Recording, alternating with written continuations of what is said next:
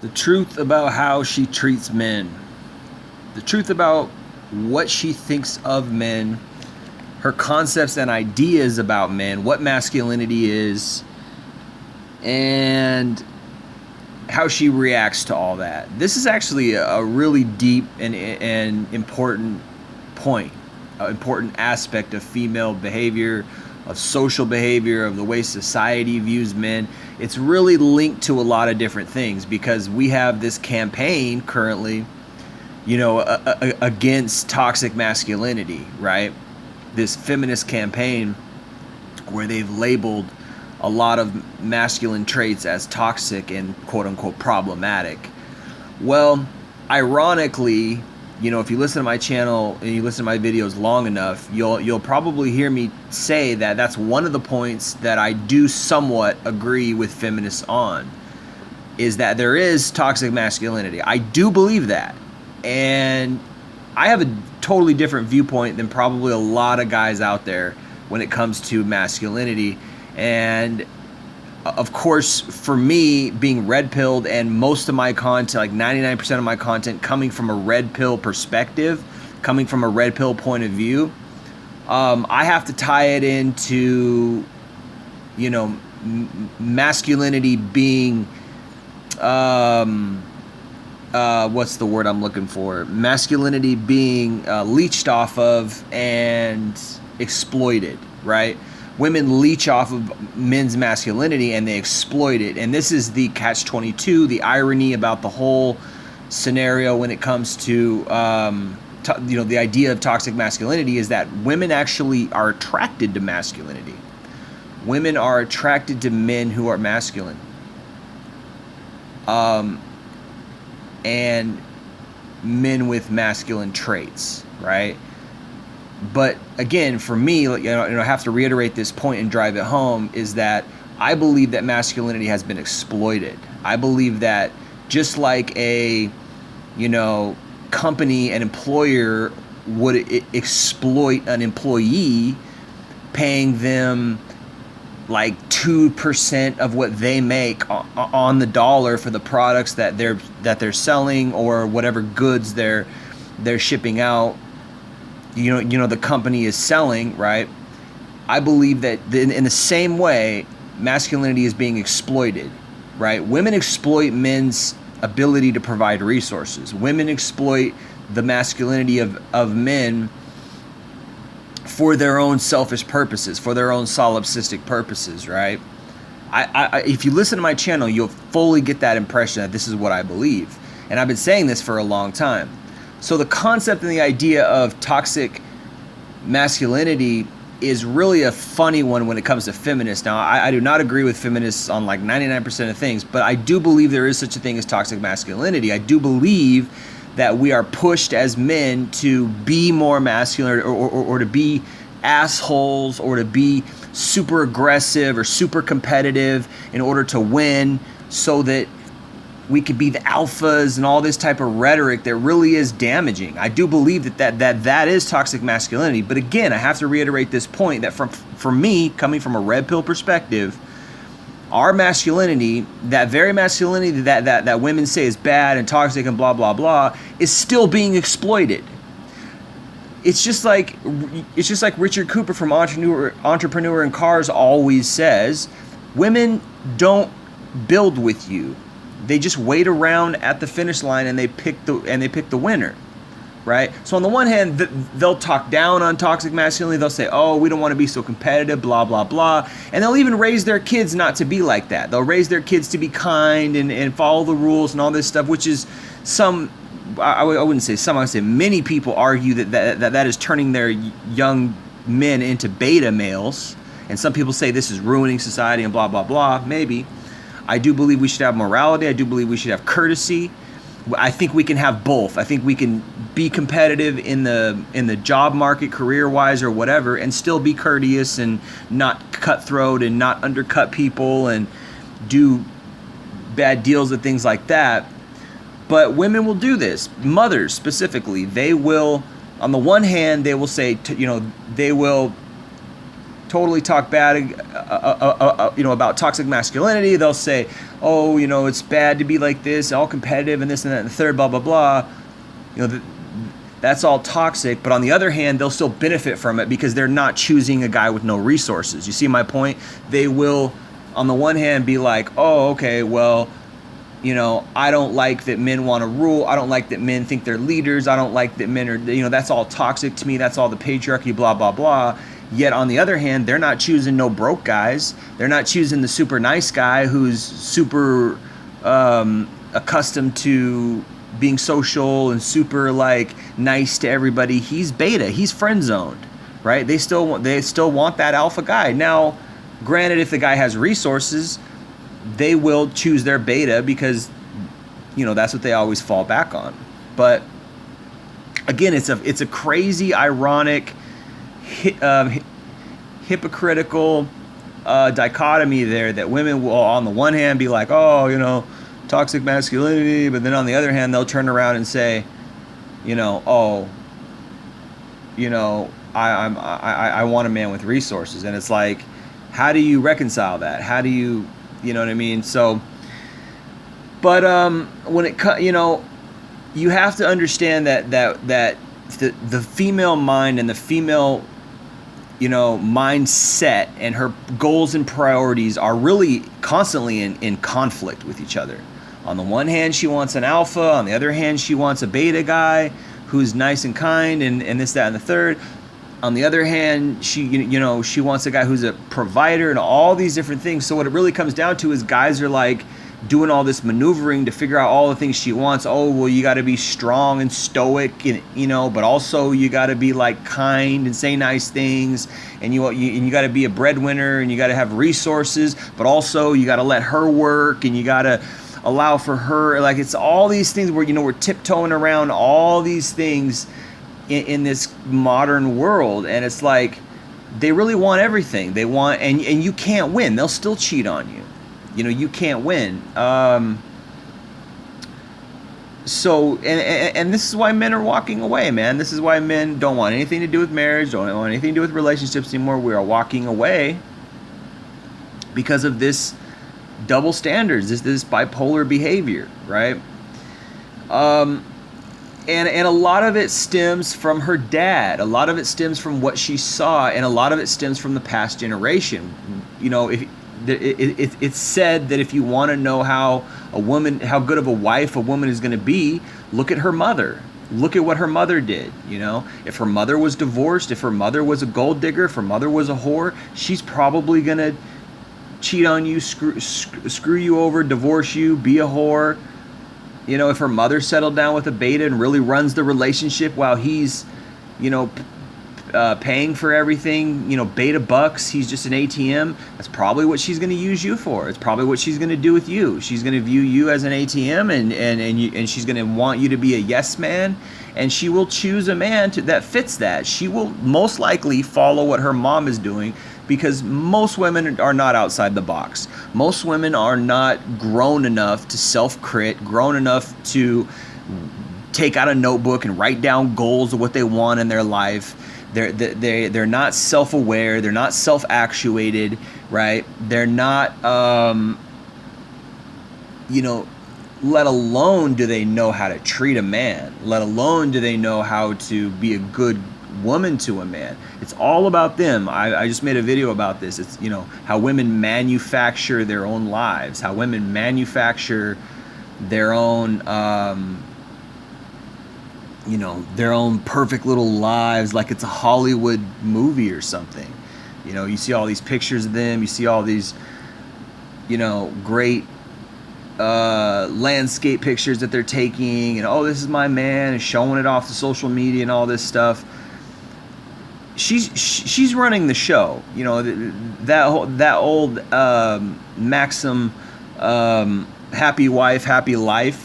That's not a joke, man. That's for real. People really believe that. And what is that? That is putting your wife on a pedestal. Oh, she's the best, and if she's not, if she's not happy, then nobody's happy. And so it's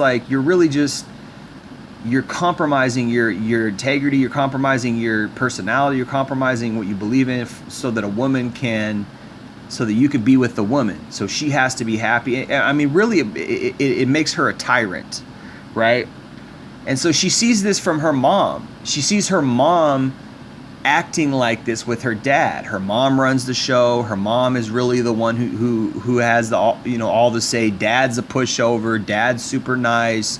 I go to daddy when I want something, and mom is my real role model. So daddy's really just like, it's like that Disney movie Alice in Wonderland, when she goes down the rabbit hole and she meets this queen, and the queen is like this angry tyrant, and the king is like this little timid, no self-esteem, like, oh, I'm the king, like he's super small, and she's big and mean and strong and loud, and she really runs the show. The queen runs the show, and that's really what it is in these modern relationships, is the woman really runs the show. And this is because feminism has told them that this is their role. Feminism has ruined women, and we don't talk about this enough. Again, it goes back to that old Voltaire quote, be mindful of who, or if you want to know who rules over you, be mindful of who rules over you. Be mindful of who you can't criticize, because that's who rules over you. If you want to know who rules over you, just look and see who you can't criticize. We're not allowed to criticize women in our society, or else we're automatically called misogynist. Well, what does that mean? That means our women are tyrants. That means our women, if you can't take criticism, then you're a tyrant. And our women are walking around out here like tyrants, and they believe that they somehow deserve this fairy tale love. Like, that's not real. It's not real life. So what they end up doing is manufacturing their own life. They end up manufacturing this little social media life. And go on social media, go look at all the pictures, like, oh, this is me and my boyfriend at the pumpkin patch. This is me and my boyfriend at the ice skating rink. This is me and my boyfriend out at the mountain, and we're taking all these lovely pictures, and it's such a great romance. That's not real life. That is her manufacturing a film-like relationship, a movie-like relationship. That is not real. Okay? Like, that's cringy and weird. Like, that's not a real relationship. So this is what ends up happening when women run the show. No, I can't say that. When women run the show, this is what ends up happening. They're basically tyrants ruling in a relationship, right? And who wants that? And because of gynocentrism, because of hypergamy, men have no other choice, or else we don't get nothing, because they will actively choose these more subservient men. Or it's just like Tomi Lahren recently said, that's feminism, man. Oh, you got to jump through all these hoops and maybe I'll date you. It's like, when you have all the control over all the property, you get to set the price, right? The market, people think the market is set by the consumer. No, the market is set by the sellers, not the buyers, right?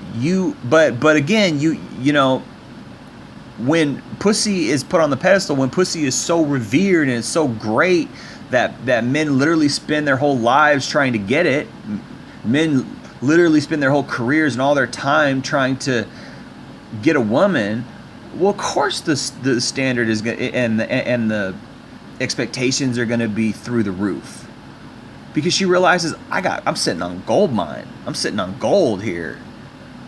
Guys are spending their whole lives trying to get careers. Women know this. Women know the guys are spending their whole lives trying to get rich and get careers just so they can get a woman. I mean, come on. It's obvious. But when it comes to her perception of men, this is all related. It's all interlinked, and also it really stems from her father and how her mother treated her father, right? It's very important. But we have a whole generation of divorce. Since the 1970s, divorce has astronomically gone up. 1 out of 2, man. 1 out of 2. That is not good odds. 50% of marriages end in divorce. And some say it's as high as 70% or 75% in certain studies. So, bro, I mean, that is not good odds. And so we've got a whole generation of young women just without any idea, without any clue of how to treat a man, how to live life, without any quality, healthy viewpoint of what real men are, real masculinity. And I don't mean this Hollywoodized version of a man, this here, Mel Gibson, William Wallace hero, Prince, or Arnold Schwarzenegger, or any weird, any weird misassigned attributes that what a man really should be and all. No, I mean just real man, real man, masculine or not masculine, human being. You know what I mean? Like, that is rare because everything is Hollywoodized, everything is fantasized, everything is romanticized to the degree where people are living their lives in a dream state. People are living their lives not in reality. They're living their lives in a weird bubble of what they think life should be like, and none of that is real, man. And what this does is it leads to high female standards where they have insane standards on what they want in a man. And a lot of it is projection, man. A lot of it is projection. Like, because they want these material things from men, because they're greedy as far as like what their expectations of what they want from men. A lot of times they'll project that onto themselves because it's this weird,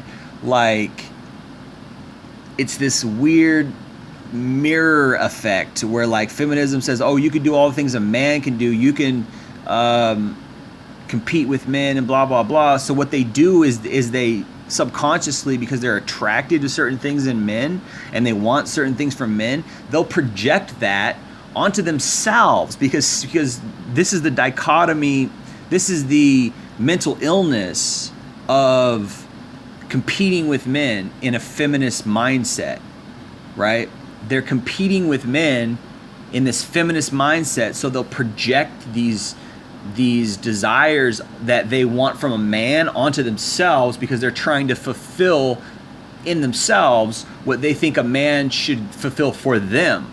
It's this weird mental illness, man. It's why women like Tomi Lahren think that they're special because they have a career when men don't really care about a career. That's warped, right? It's warped. So she thinks that she's higher class and higher value and that men should want her more because she has a career, when in reality men don't care. We don't care about a woman's career. We just want a woman who is feminine, who is submissive. We want a woman who can follow our lead, right? And not every man wants that, but if you want genuine equality, I'm a little more egalitarian in that sense. I'm not a feminist, but I still think that women should have. I don't want to rule a relationship. Let's put it that way. Although it's arguable whether that is really ruling whether leadership of a relationship really is ruling. But here's the catch to all that: women actually want that. Women actually want a man who leads. It's in their nature. So right now, somebody like Tomi Lahren or all these little feminists running around out here, they think that they're getting what they want, but they're really not. They're really unhappy inside because they don't really want that. What a woman really wants is she wants a man who's a leader. She wants a man to take the lead. That's what a woman really wants. That's their nature. That's their position, which is why all this stuff is silly and funny. Now, I have a problem with that. Being red-pilled. I don't want to be used by a woman who wants to use me like a horse in a buggy or like a horse in a cart. Like, oh, I'm going to pull her lifestyle. I'm going to pull her resources. She's going to ride me to her desired lifestyle, her desired relationship, her desired future. And if I can't provide those resources or if I can't lead in the way she wants, she's going to dump me. That's my red pill perspective. But I have to admit, even having those qualms with that scenario, I have to admit that is kind of really what women want. They want the man who's the leader. They want the man who's the breadwinner. They want the man who can take charge. They want that is the masculine aspect that women want. But because they're so warped with this, feminism and blah blah blah, they're in competition with that. And this is why so many women are actually just miserable, because they don't realize their own nature. Their own nature wants to follow. Their own nature wants the man to take the lead. And this is why women oftentimes settle for a guy who's like kind of beta, but he's a provider. So he's kind of the best of both worlds. Like, he's low-key leading financially. He's low-key leading the relationship as far as resources are concerned. But because he has sort of a beta, passive, yes ma'am sort of attitude, they feel like, okay, well, he's got those masculine aspects that I want. He's got the resources, he's got the house, he can provide, he can take care of me and my kids, or, whether those kids are with him or with other men. Nowadays, most times it's with other men, so she'll get that. But then also he's kind of, he's kind of beta, he's kind of domicile. What's the word I'm looking for? Anyway, he's docile. There we go. He's docile. He's not rogue. He's not trying to take the lead in everything, right? So she feels like she can slide in there and fit in there and like, okay, well, I can sort of like ride his resources and ride his scenario, but then also like at the same time, I can kind of pretend that everything's equal, like, oh, he's giving me choices and I can kind of like, that seems kind of ideal. Like, it's kind of the best of both worlds, right? But at the end of the day, when you boil it down, her nature is still screaming, I want a real man. What is a real man? A real man is a real man who fucking takes the lead, who unequivocally gets shit done, right? And this is the irony of feminism. This is the silly mental illness dichotomy of modern feminism, second, third wave feminism, whatever you want to call it. On the one hand, they'll demonize men and say toxic masculinity and rape culture and all this ugly shit about men. But then they'll turn around and say, well, where are all the real men at? Where are all the good men? Well, you fucking killed them all. You fucking told them they were toxic. You told them they were low-key rapists by nature and they don't want anything to do with you. So the real men are either, morphed into this beta version of a man that you made us into with your browbeating and social policing and your social engineering, right? Or we just don't want anything to do with you, right? I mean, the real men are walking away because we don't want your bipolar bullshit. We don't want to deal with that mental illness. We don't want a nagging bitch for a wife. We don't want to have to try to always win you over. We don't want to have to try to be masculine yet also be have the right feminine traits yet also be your resource provider. We don't want all that bullshit. We're opting out. So that's where all the real men have gone, lady. Plus, we don't want to deal with all your STDs and your kids from different, and your fucking drug use. So many of these young women are on drugs, man. Come on. It's just, we don't want to deal with any of that shit. And what are you good for? Sucking and fucking? Okay, great. You're good for sucking and fucking. Like, so that's what we'll use you for. We will pump you and dump you. And this is why women are always complaining, like Tomi Lahren, that guys don't know how to treat you. Yeah, we don't want anything more from you than a texting buddy because we don't like you, because you're not pleasant, because you don't know how to treat a man, because you are deceptive, you're manipulative, you're gaslighters, you're cheaters, you're liars, you're succubuses. The list goes on. This is why we're walking away from you. This is why there are no real men, quote unquote, that you can find. Want to know why the real truth is of that, ladies? Because you're not real women anymore. You're not feminine anymore. You're these monsters. You're these radical feminist attackers. And what are we going to do with that? What are we going to do with that? Like, we don't want anything to do with that. So we just walk away. So this is all projection. This is all how women behave, This is what we see in modern life. This is what we see in our relationships. And people are wondering why relationships aren't working out anymore. People are wondering why the institution of marriage, the marriage institution is failing, right? Because This is why. How can we be copacetic? How can we have a long-term relationship when you're just using us, when you're just manipulating us, right? The only thing that keeps a long-term relationship together is money. And who knows how long that'll last? When there's not real love, or when when the love is conditional on his resources, or the love is conditional on as long as these things are being met. I mean, what is that? But this is what you want, ladies. So what can we do? Anyway, that's all I got to say for today. Appreciate you guys listening. It's been Jay Lee with Northwest Podcast. Peace.